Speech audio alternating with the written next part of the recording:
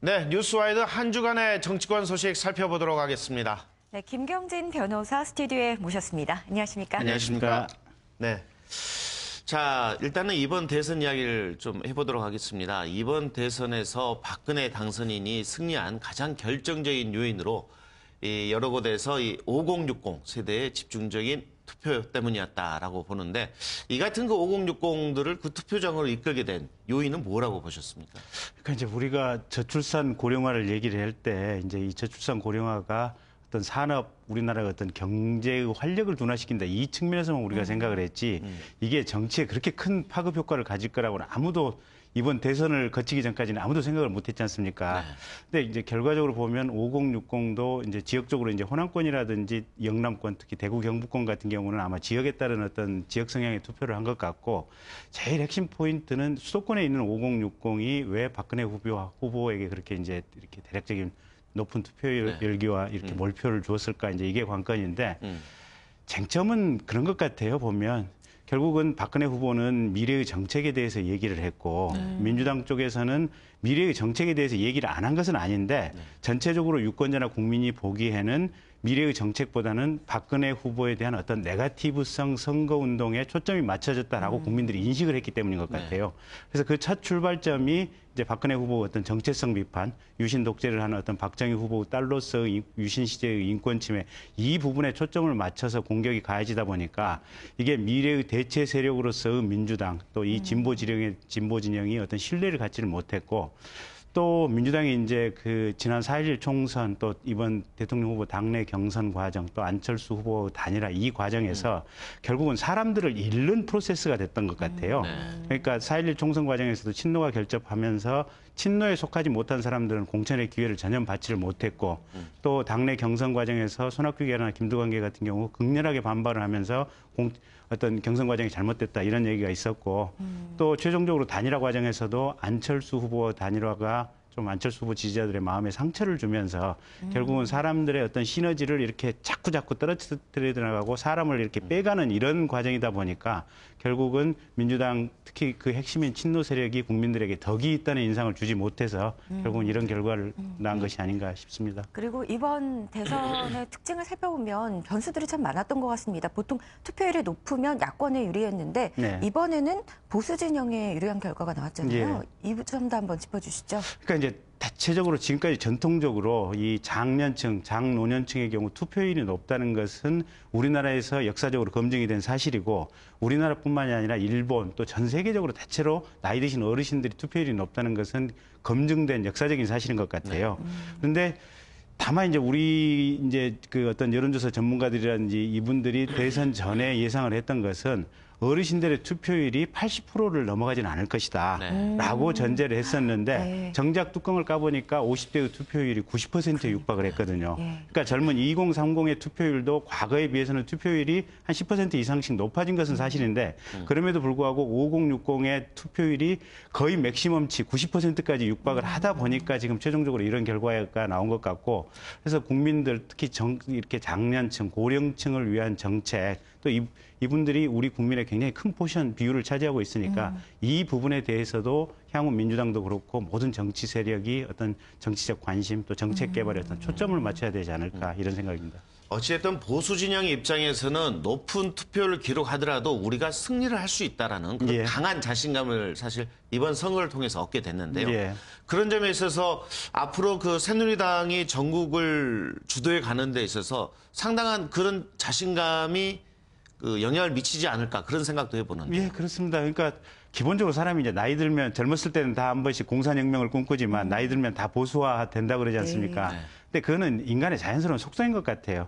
왜냐하면 40대 중후반을 넘어가면 회사에서도 이제 부장급 이상 진급을 해서 특별히 인생을 잘 못 살지 않으면 사회적, 또 경제적, 또 어떤 지위에서 이게 상당히 이제 어떤 상층으로 옮겨가기 때문에 결국은 어떤 보수화의 속성을 띌 수밖에 없고, 그렇다면 인구 구조가 이제 어떻게 보면 앞으로 5년 후에는 이제 50대 이상이 지금 240만 명이 더 늘어난다는 통계도 나와 있거든요.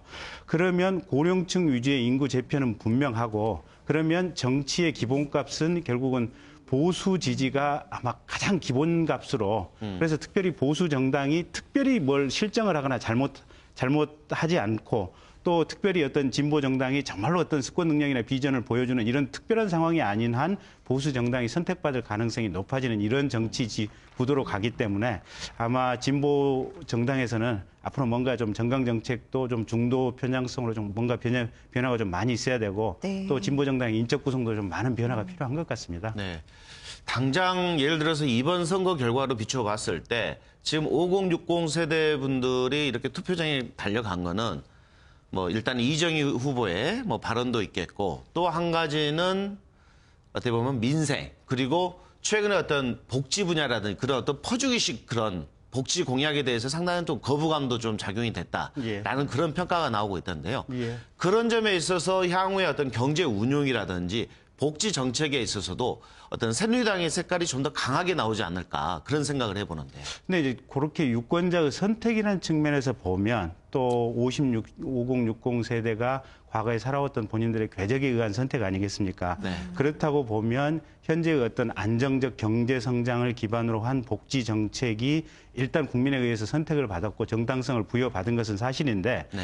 근데 그럼에도 불구하고 이번에 새누리당 박근혜 후보를 찍지 않는 48%가 존재하고 이 48%는 분명히 지금보다는 좀 더 공격적인 복지, 지금보다는 조금 더 부자 증세에 대한 수요가 굉장히 갈망이 크기 때문에 이 부분에 있어서 그러니까 이제 박근혜 대통령 당선자가 국민 대통합을 얘기하는데 지역적인 인사 통합이 뿐만 아니고 어떤 기능적인 이념에 있어서 통합 또 이 복지 정책에 있어서 통합 이런 부분도 굉장히 좀 중점을 두고 네. 아마 정책을 하셔야 될 것 같습니다.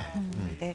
박근혜 당선인은 대탕평을 네. 핵심 키워드로 내세웠는데요. 이 대탕평을 이루기 위한 전제 조건 어떤 게 있을까요? 우선 조금 그러니까 좀 단순한 기능적인 좀 탕평이 좀 있어야 될 것 같아요. 왜냐하면 결국은 탕평이라고 하는 것이 우리가 지금 인사불만에서 좀 기인하는 측면이 크거든요, 국민들이.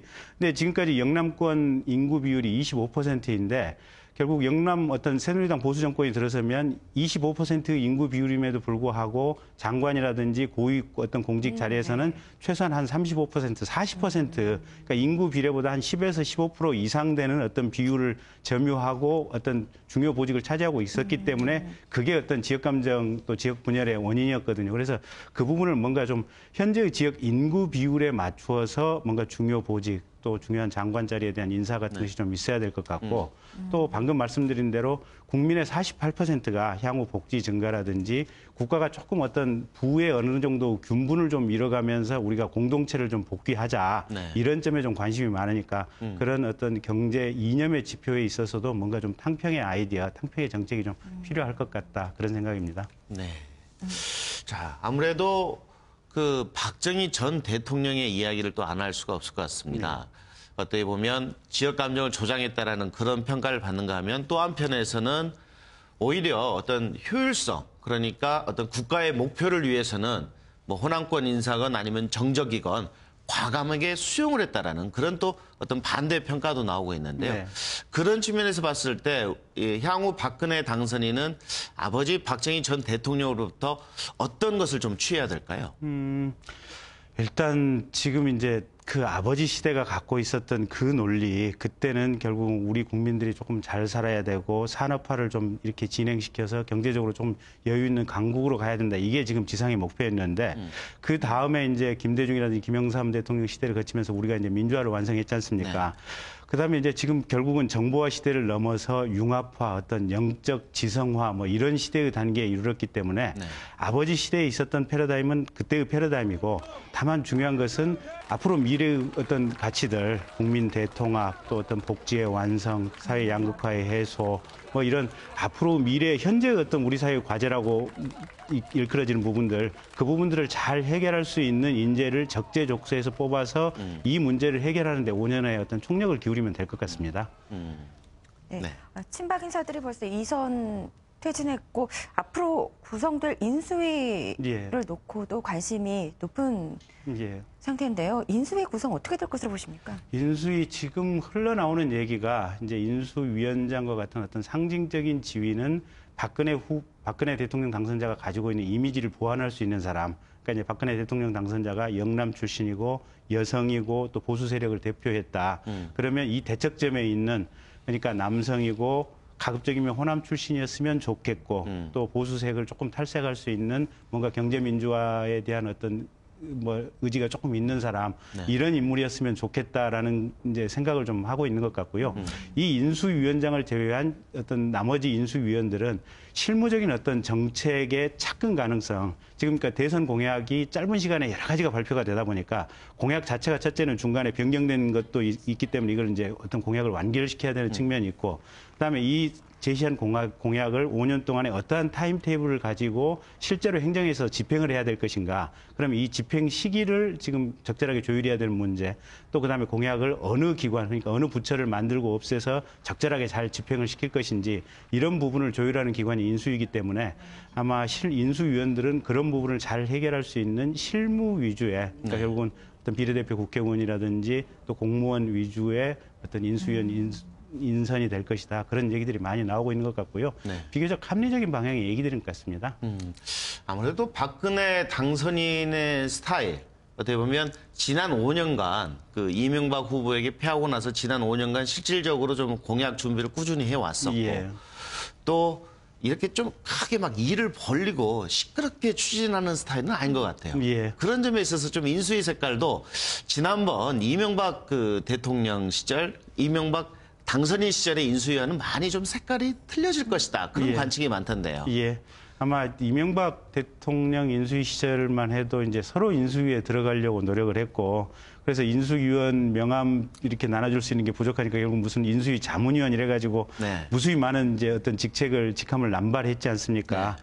근데 사실 이제 공무원이라든지 어떤 회사에 있다 보면 그 회사 사장이라든지 기관장이 바뀌는 것 자체로 어떤 기관의 어떤 기관 운영 구호부터 바뀌는 경우가 많거든요. 근데 사실 그 구호 바뀌는 거하고 실무 밑에서 일하는 거하고 별 상관이 없거든요. 이게 중요한 것은 그 기관의 본질에 따른 또 행정부라고 하는 이 본질에 따른 일을 얼마만큼 차분하고 야무지게 하느냐 이게 관건이기 때문에 아마 박근혜 당선자가 청와대에 이제 어린 시절부터 있으면서 그런 과정을 잘 봐왔고 그래서 아마 그런 부분에 초점을 맞춰서 내실 있게 일하는 데 좀 중점을 두겠다 이런 의지의 표현으로 보입니다. 그 김경진 변호사께서 보시기에는 얼마 전에 지금 김무성 법무장도 이제 호련히 좀 잠적을 했고요. 예. 이학재 비서실장도 임명직을 맡지 않겠다라고 이제 그런 입장을 밝혔습니다. 이런 일련의 어떤 친박 그 중진들의 어떤 이선 후퇴 움직임에 대해서는 어떻게 보세요? 일단 기본적으로 국민들 입장에서는 보기가 좋죠. 왜냐하면 선거 때까지 그러니까 이제 창업을 위해서 필요한 사람들, 이 전투 공신이 필요한 것이고 창업 이후에 국가를 다스리기 위한 이 문신이 필요한 시대인데 이 다스리기 위한 역량을 가진 사람들은 또 다시 이렇게 밖에서 추려서 영입을 해와야 되는 것이고 네. 그런 자리를 늘려준다는 측면에서는 아마 충분히 가치가 있고 의미 있는 행동들이다.